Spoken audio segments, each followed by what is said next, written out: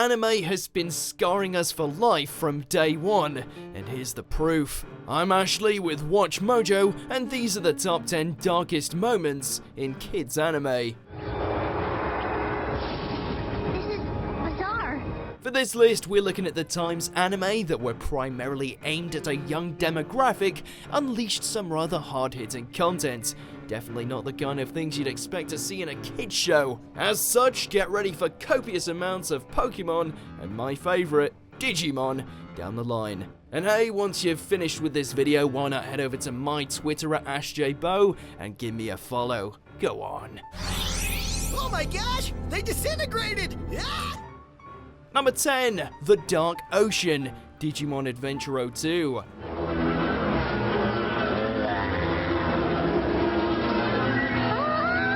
The fact this plot thread wasn't followed up was downright criminal. But hey, maybe they figured this might scare the Digi-Dookie out of any of the weans watching. I mean, just look at this!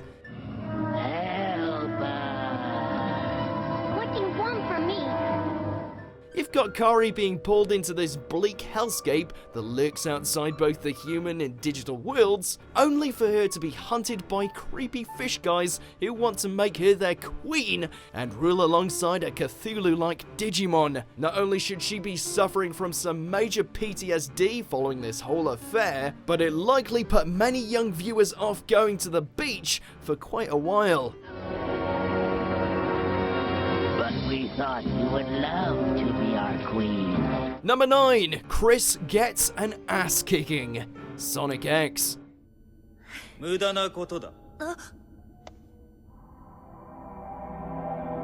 Shadow! Look, just because we enjoyed the sight of Shadow kicking the 7 emeralds out of Chris over and over again, doesn't mean the kids did. As the human foil for the show, Chris's involvement was key to introducing new viewers to Sonic's canon of work, including all the events aboard the Ark.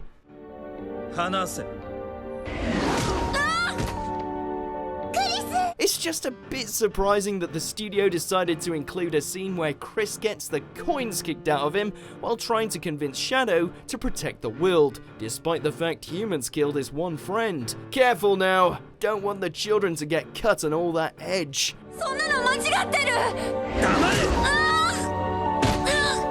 Number 8, Jibanyan's death. Yokai Watch. Oh my gosh!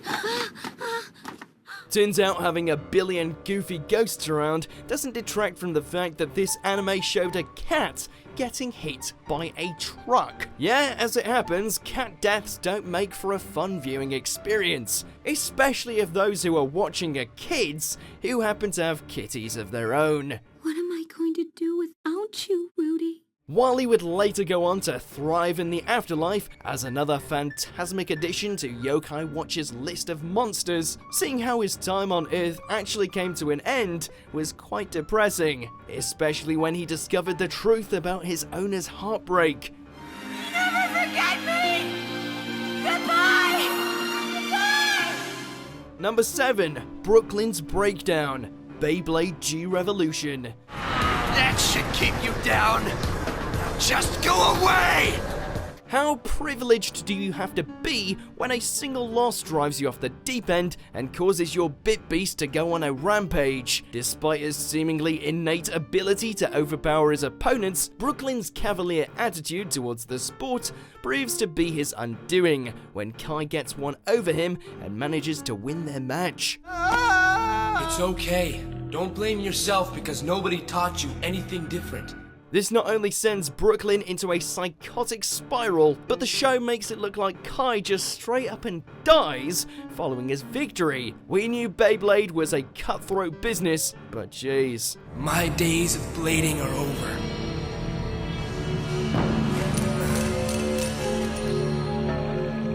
Number 6, Tentacool and Tentacruel, Pokemon.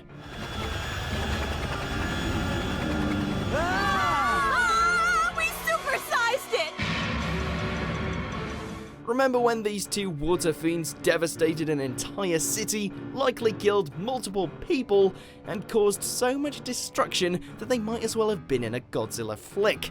Yeah, that happened. This was the early days of Pokemon, so it was well before Ash became Poke-Jesus, and Legendary's raining down hellfire was just another Monday.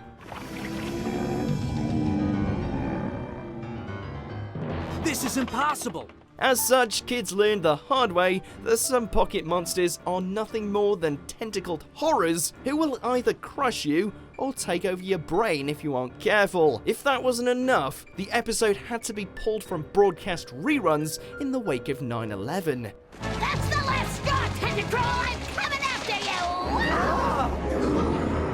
you! Number 5, Kaito's Death, Yu-Gi-Oh! Zeal.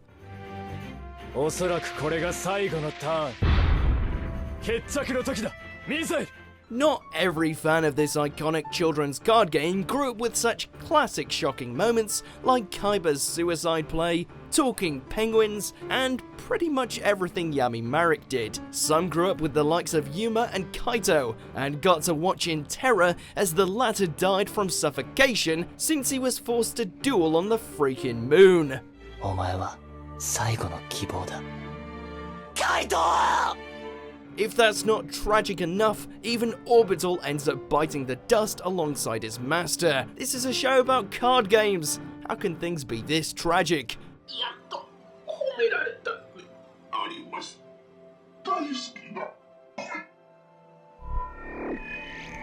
Number 4, Kurata Purges the digital world. Digimon Data Squad.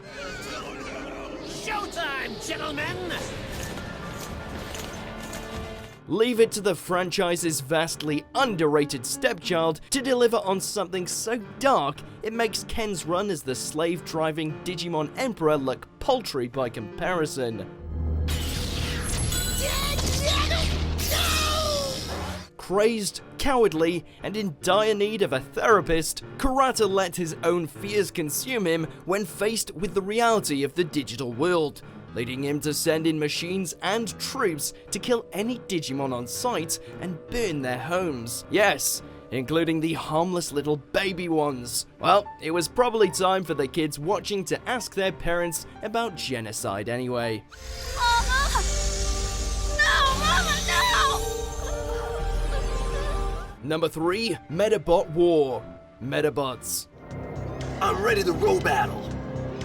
But against an army of Medabots, no different than I am? Oh sure, the idea of a reality where Medabots are plunged into a civil war and have to kill each other over their contrasting ideals might sound like an epic narrative to us, but for everyone younger than 10, this was a lot darker than what they were used to. I'm not sure what I am, or who!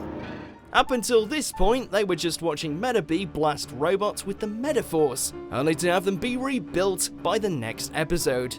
But this is a battlefield ridden with corpses of fallen metal soldiers and civilians, including Brass and Rokusho. Bit of a difference. What's going on here? What's going on? Number 2, Stoutland's Death, Pokemon. It's having trouble breathing! Ash gets turned into a statue? Who cares? Celebi is reduced to a dried husk, so what? An aging dog who had been the lone caregiver to an embittered fire kitten passes away? Oh god, here comes the waterworks. Professor, where's Stoutland? I'm sorry. As Litton's lone parental figure, Stoutland was portrayed as both a kind and sage figure, so to see him die and leave his adopted child alone in the world was painful enough to make anyone cry like a Togepi. We imagine there were a few cats and dogs hurriedly purchased that day by parents on account of their inconsolable children. Stop. Stop.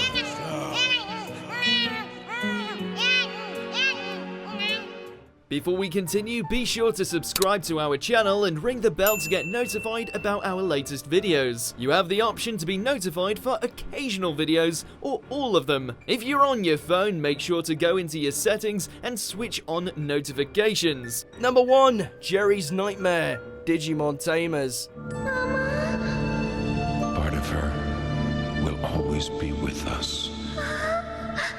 And this was when the franchise went off the deep end and shifted into full-on crap-your-pants scary territory. Traumatized over the death of Leomon, Jeri's fractured mind proves to be fertile ground for the D-Reaper to enter the human world. Jeri?